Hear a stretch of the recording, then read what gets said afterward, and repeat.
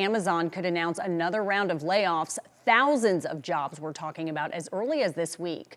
And it comes after the company just recently cut 14,000 jobs in October, partly because of AI. Joining us now live to talk more about this is AI and automation expert Dr. Patrick Dix. Dr. Dix, thanks for being with us as always, but especially live with us this evening.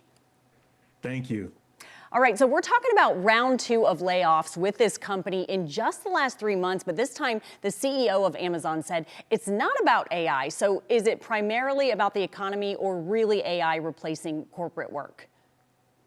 It's a mixture of both. As we all know, Amazon is investing a lot of money into their AI infrastructure. And as we did the last interview, Stephanie, employees are the most expensive part of any organization.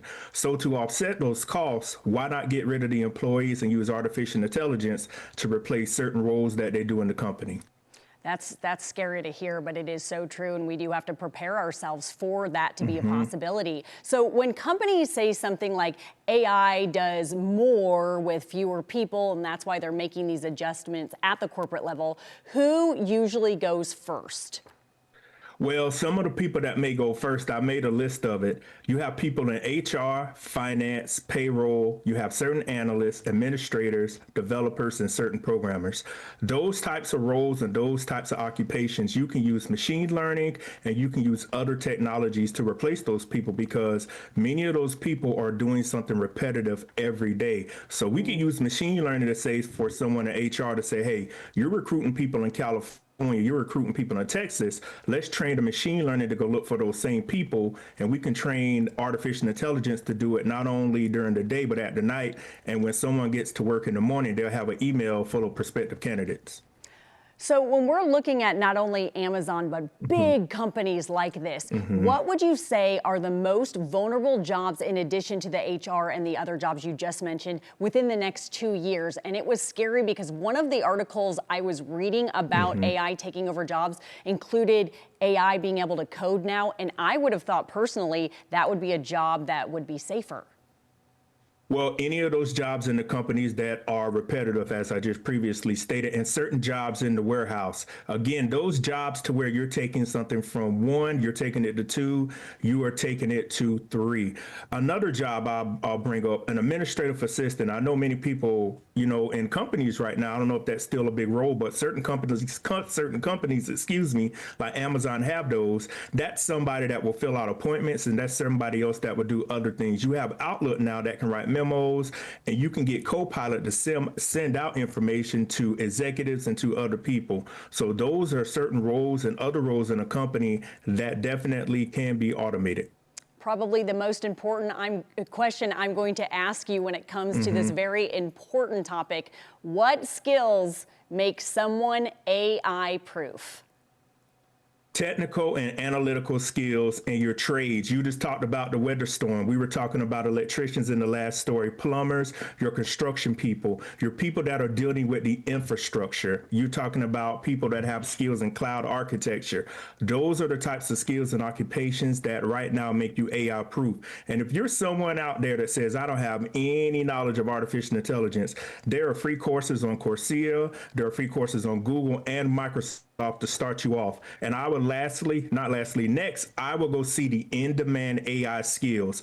Look and research and see what's in demand and look and see what's going to be in demand in the next 5 years. And then attend some of the certificate courses, attend some of the programs that offer these certificates so you can be AI ready and stay employable and have that transferable skill set. Something you've mentioned in the past when we've been talking about this subject when it comes to AI, you said face-to-face communication is making a comeback. Can you talk a little bit more about that?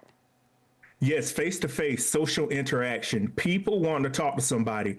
Every place you call now has some chat box where you go through the internet, or you're actually saying, press one. Is this what you want to do? People want to hear a voice on the other side of the phone.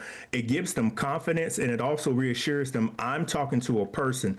So social interaction, social interaction, and also social interaction. I know I mentioned that 3 times, but why I'm saying that, that is becoming more apparent than ever. People want to talk to people. People want to touch people. People want to hear a human voice on the other side of the phone besides that robotic voice saying, press 1 to go to this, press 2 to go to this. So that social interaction is big. And communication skills, that's another one I'll also add in, Stephanie. Communications, as we see what's going on in the world now, communication is becoming more apparent than ever, along with mental health. So when you talk about social interaction, you're talking about mental health, and you're talking about communication. Those 3 skills cannot be done by artificial intelligence. It can give recommendations on it, but when you have 2 humans talking like we are now, it gives people reassurance, and it also gives people more confidence to say, excuse me, that I'm actually talking to someone.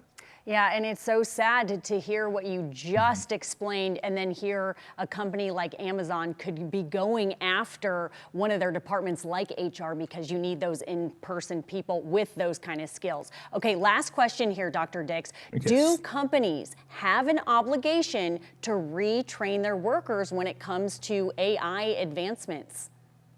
No company has an obligation to train you. It is up to the employee. Employees are going to have to take their career, they're going to have to take their skill sets and put it in their own hands.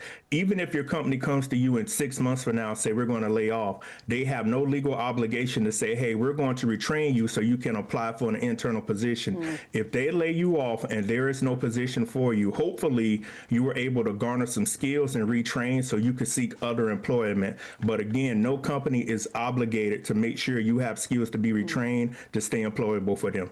Scary information, but we need to stay informed. Dr. Dix, we appreciate your time as always, and hopefully in the near future, AI will create more jobs than it's destroying. We appreciate your time. Thank you.